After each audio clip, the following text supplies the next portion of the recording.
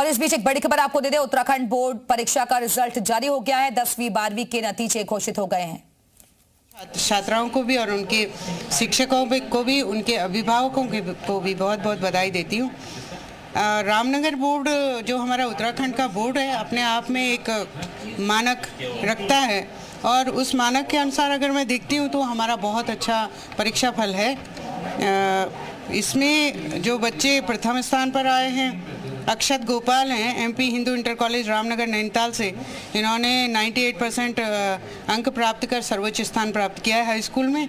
और ईशांत कोठारी और भूमिका ने, जो कि Chinyalisaur Uttarkashi SBM inter college से हैं और भूमिका जीबी पंत खैरना नैनीताल से हैं, इन्होंने संयुक्त रूप से द्वितीय स्थान प्राप्त किया है हाई स्कूल में।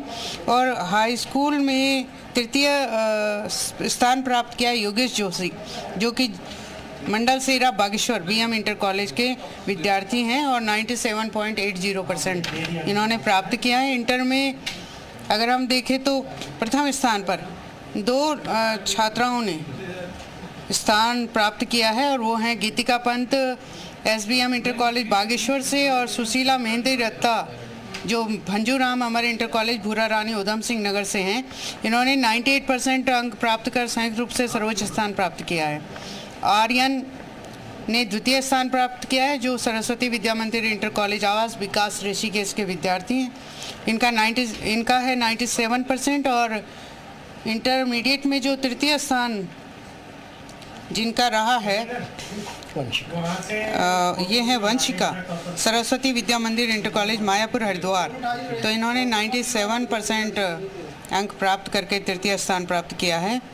तो इन सभी छात्र छात्राओं को बहुत बहुत बधाई है। इसके अलावा भी 20 की सूची हमारी होती है मेरिट की, तो उसमें जिन भी छात्र छात्राओं ने स्थान प्राप्त किया है, मैं उनको बधाई देती हूं और उनके उज्जवल भविष्य की कामना करती हूं। मैडम, किस तरह से परिणाम को आप लोग देख पा रहे हैं? पिछले सालों की तुलना में आपको लगता है कि परिणाम बेहतर हो रहा है हर साल और अच्छा हो रहा है? जी जी, ये इसमें स्पष्ट है।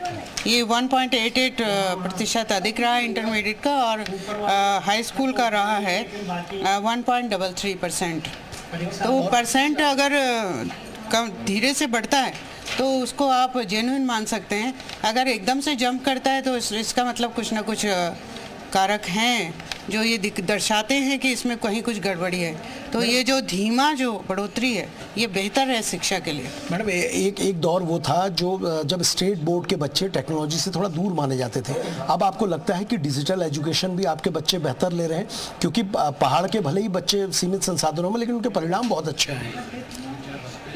ऐसा नहीं है, संसाधन तो सरकार ने सभी जगह उपलब्ध कराने की कोशिश की है, चाहे वो पहाड़ है चाहे मैदान। और भी अन्य कारक हैं जिनकी वजह से छात्र छात्राएं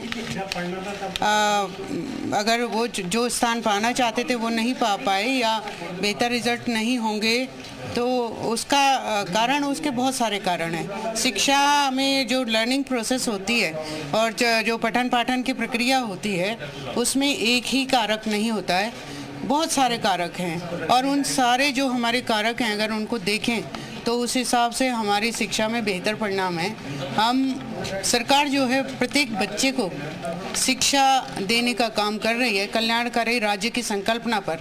और वो जिन भी परिस्थितियों में है, सरकार हमारी वहाँ तक पहुँच रही है, बहुत बड़ी बात है।